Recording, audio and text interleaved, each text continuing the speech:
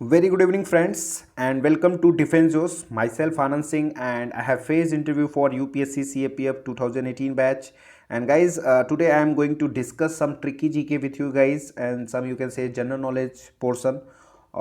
तो general knowledge की कुछ चीज़ को देखेंगे और ये इम्पोर्टेंट है आपके लिए बिकॉज ये करंट अफेयर्स में भी रहता है और चीज़ें तो देखते हैं क्या देखना है आज हम लोगों को। तो आसियान कंट्रीज़, ये आप लोगों ने मैप भी देखा होगा, मैं मैप भी यहाँ पे एडजस्ट कर दिया हूँ आपके लिए। सो ये आसियान मेंबर कंट्रीज़ हैं। टोटल कितनी कंट्री हैं, टोटल कितनी कंट्रीज़ हैं आप लोगों को ध्यान होना चाहिए। टोटल 10 कंट्रीज़ हैं, राइट।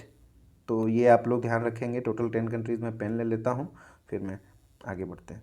10 कंट्रीज़ हैं टोटल, ठीक है। तो आप मैप में भी देख सकते हैं कि इंडिया से सटा हुआ है हमारा म्यांमार, ठीक है। फिर थाईलैंड हो गया, फिर लाओस हो गया, वियतनाम हो गया, ब्रुनेई हो गया, मलेशिया हो गया, सिंगापुर हो गया, इंडोनेशिया हो गया। इंडोनेशिया, ये सारा रीजन इंडोनेशिया का है। ये है ब्रुनोई का छोटा सा पोर्शन, फिर ये मलेशिया का भी रीजन है, राइट। सो मलेशिया है ये, ओके। बाद उसके बाद है फिलीपींस, ओके, जो साउथ चाइना सी यहाँ पे है, ओके। साउथ चाइना सी को अगर आप देखेंगे तो इसी रीजन को बोलते हैं साउथ चाइना सी, ठीक है। और ये रीजन अगर आप देखेंगे थोड़ा सा मलेशिया और इंडोनेशिया के बीच में है, मलक्का स्ट्रेट इसको बोलते हैं, मलक्का स्ट्रेट, ठीक है। मैं आपको थोड़ा सा लिख देता हूँ, ये बहुत इंपॉर्टेंट है इसलिए मैं लिख रहा हूँ। मलक्का स्ट्रेट, स्ट्रेट है, इसको स्ट्रेट बोलते हैं। मैं बताऊंगा बाद में स्ट्रेट क्यों बोलते हैं, इसको स्ट्रेट किसे बोलते हैं, और ये ज्योग्राफी का टर्म है। तो ये मलक्का स्ट्रेट इंपॉर्टेंट है स्ट्रेटेजिकली इसलिए क्योंककि यहाँ से जो चाइना का है या साउथ ईस्ट एशिया का जितना भी आप ट्रेड देखोगे तो इस स्मॉल जो है ट्रेड से हमारा स्ट्रेट से गुजरता है, राइट। तो इसलिए ये बहुत ही स्ट्रेटजिक पोजीशन है। और क्योंकि अभी मैं जब कभी उसकी क्लास लूँगा, इंटरनेशनल रिलेशन की क्लास लूँगा, तो बताऊँगा कि स्ट्रेटजिक इंपॉर्टेंस क्या है इस प्लेस की। क्योंकि चाइना जो हमारा इमीडिएट नेबर है और एशिया का सबसे पावरफुल, और you can say second number अगर अभी आप देख सकते हो तो वर्ल्ड में भी है, जो कि इकोनॉमिकली काफ़ी पावरफुल हो रखा है। तो इंडिया और चाइना का क्या स्ट्रेटजिक इंपॉर्टेंस है, क्या क्या क्या स्ट्रेटजिक प्लेसेस हैं कहाँ पे, क्योंकि ये रीजन अगर ब्लॉक हो गया तो 60% of the China import of energy will be blocked, okay. So 60% जो हमारा चाइना का इंपोर्ट है ये इस रीजन से, मैक्सिमम मैं अप्रॉक्स बातें बोल रहा हूँ, एग्जैक्ट फिगर नहीं दे रहा हूँ।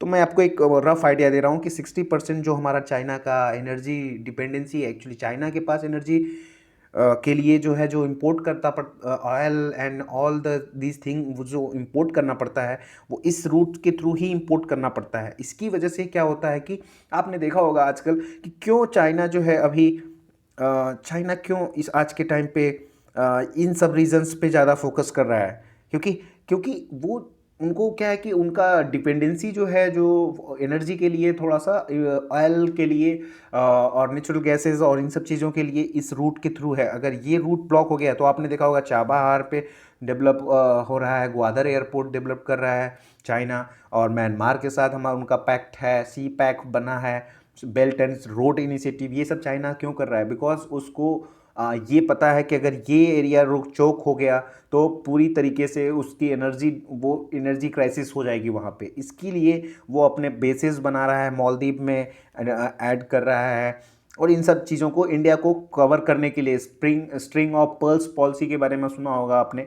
स्ट्रिंग ऑफ पर्ल्स क्या होता है कि इंडिया को चारों तरफ से घेर लेना, मतलब अपने अपने बेसिस बना के इंडियन ओशियन में और इधर साउथ चाइना सी में, और वो बहुत सारी चीज़ें हैं। अभी देखो इन सब चीज़ों पे भी मैं नहीं जा रहा हूँ, मैं डिस्कस कर रहा हूँ आसियान को, ठीक है।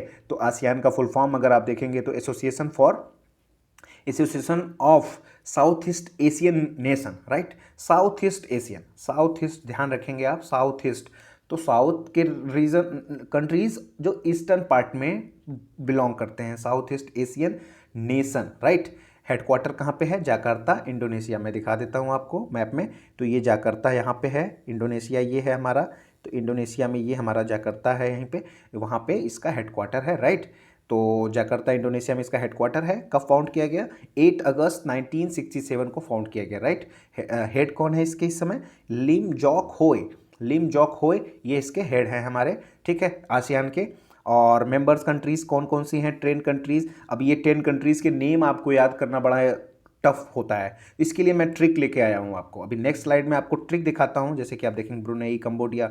तो नेक्स्ट स्लाइड में मैंने एक ट्रिक बनाई है आसियान मेंबर कंट्रीज़ को याद करने के लिए। याद कर लो, बिकॉज ये क्वेश्चंस आते रहते हैं कि कौन कौन सी कंट्रीज़ आसियान मेंबर कंट्रीज़ हैं, राइट। तो ये याद होना चाहिए। और मैप इसलिए दिखा दिया क्योंकि आप इमेजिन कर सकते हो। अब ये देख लो, TV clip of MBBS, TV clip of MBBS, T for Thailand, V for Vietnam, C for Cambodia, L for Laos, I for Indonesia, ठीक है, P for Philippines, of silent है, ठीक है, ऑफ यहाँ पे साइलेंट है, MBBS मलेशिया, MBBS बर्मा, पहले Myanmar नाम था, अभी उसका नाम से चेंज होकर के क्या हो गया है, बर्मा, ब्रुनेई, ओके, नेक्स्ट है ब्रुनेई और सिंगापुर, राइट। सो ये ट्रिक है guys, TV clip of MBBS, इसको याद रखेंगे। इससे आप कंट्रीज़ को एक याद कर पाएंगे कि किस किस नेम से। अगर फर्स्ट नेम आपको पता चल जाएगा तो आप आइडेंटिफाई कर सकते हैं। और इस मैप को, इम्पोर्टेंट है ये मैप, इसको ज़रूर से याद रखेंगे और इस मैप पे कंसंट्रेट करेंगे और अपने पास एक एटलस लेंगे। जब पढ़ेंगे इस सेशन को, जब आप इसके बारे में पढ़ रहे होंगे तो अपना एटलस लेकर के बैठेंगे, राइट। तो लाओस कहाँ पे है, ये लाओस कंट्री है, ये वियतनाम कंट्री है, ये कंबोडिया है, ये थाईलैंड है, ये सब चीज़ें ध्यान रखेंगे कहाँ पे कौन सी कंट्री है, राइट। सो इससे याद हो जाएगा आपको। सो गाइज ये एक आसियान करके कंट्री है। India as a observer member है, बट इसका परमानेंट मेंबर नहीं है। लेकिन इंडिया एक इम्पोर्टेंट रोल प्ले करता है आसियान में।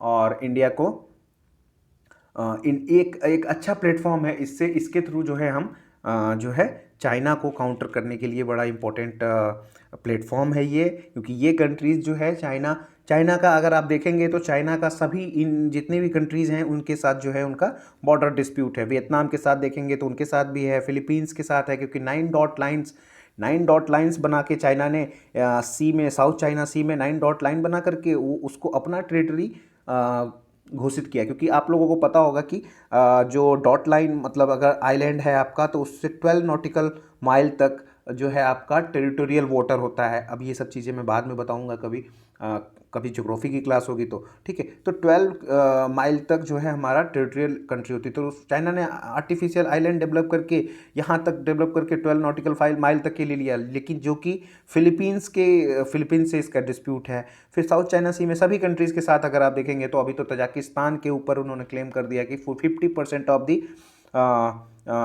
The country belong to China. So उनका बॉर्डर डिस्प्यूट देखेंगे तो 13 to 14 कंट्री के साथ तो बॉर्डर डिस्प्यूट चल रहा है। तो ये कंट्रीज़ मिल करके एक आसियान एक ऐसा प्लेटफॉर्म है जो कि काउंटर कर सकता है चाइना की डोमिनेंस को, जो कि असर्ट कर रहा है वो एशियन रीजन में, ठीक है। जैसा कि आप लोगों ने देखा भी होगा अभी करंट में ये सब चीज़ें चल रही हैं कि इंडिया और चाइना के बीच में भी डिस्प्यूट चल रहा है, बॉर्डर डिस्प्यूट चल रहा है, जिसको कि इंडिया ने काफ़ी अच्छे से मैं कहूँगा टैकल किया, जिसमें कि चाइना की फोर्सेस को पीछे जाना पड़ा और ये एक स्ट्रेटजिक विन हो गया इंडिया का। सो इन सभी प्लेटफॉर्म का यूज करके आसियान हो गया, बिम्स्टेक हो गया, और जो आप बोल सकते हो ब्रिक्स भी है, ब्रिक्स में तो चाइना भी है, बट इन सब प्लेटफॉर्म का यूज करके हम एक स्ट्रेटजिक एज ले सकते हैं चाइना से। और ये जो कंट्रीज़ हैं, जो आसियान मेंबर कंट्रीज़ हैं, इनके बीच ट्रेड का बहुत अच्छा स्कोप है हमारे लिए। क्योंकि आपने देखा होगा सिंगापुर भी इसका है और सिंगापुर के साथ हमारा ट्रेड रिलेशन काफ़ी अच्छा है। तो ये सब चीज़ें बाद में मैं कभी डिस्कस करूंगा आप लोगों के साथ, जब मैं कभी इंटरनेशनल रिलेशंस पे लेक्चर लूँगा कोई। Okay, so thank you so much guys, और ये ट्रिक ज़रूर याद रखना, ठीक है। TV clip of MBBS. Okay, thank you so much for giving your precious time and stay tuned with us. Our YouTube channel name is Defense Joes. Please subscribe, like it, and please don't forget to press the bell icon. Okay, bell icon को press कर लो जिससे कि आपको notification मिलता रहेगा। और आप इसी तरीके से मैं आपको बहुत सारी वीडियोस बना करके छोटी छोटी सेंड करूंगा, और आप लोग इससे अपना थोड़ा सा जनरल नॉलेज पार्ट को इम्प्रूव कर सकते हो। Thank you so much. Okay.